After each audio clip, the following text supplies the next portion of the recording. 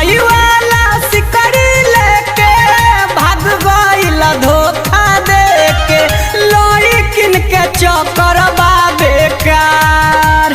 पढ़े जवाना मास्टर भीरी जात रही सोना संगे वो करे हो गइली फरार। अरे पढ़े जवाना सर भीरी जात रही जानू संगे वो करे हो गइली फरार।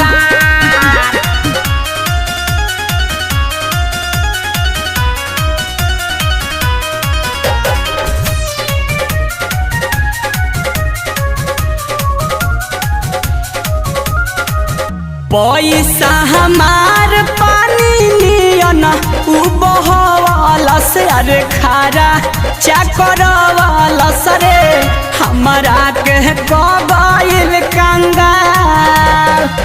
पता नहीं रहे सेटिंग ट्यूशन में कब कइल से अरे कुछो ना बतइल सरे भइल बा पागल जैसन हाल। फूटल की समतिए बा हमार। पढ़े जवाना मास्टर भीरी जात रही सोना संगे वो करे हो गइली फरार। अरे पढ़े जवाना सर भीरी जात रही जानू संगे वो करे हो गइली फरार।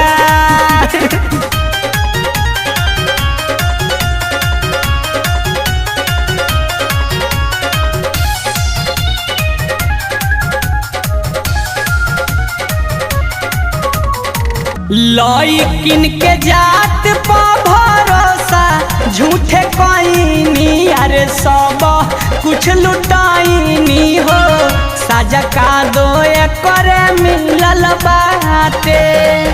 एक मन करे जाके रिपोर्ट लिखवाईती अरे पुलिस के बताईती हो दूजे करे जा हमारो फाटे।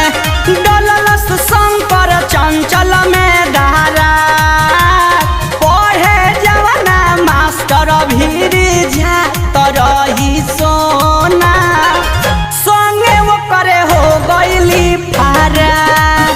अरे पढ़े जवाना सर भीरी जात रही जानू संगे वो करे हो गइली फरार।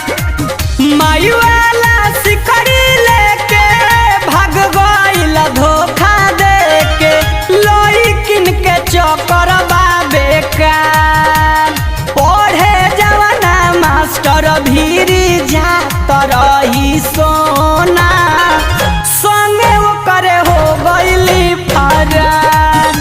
अरे पढ़े जवाना सर भीरी जात रही सोना संगे वो करे हो गइली फरार।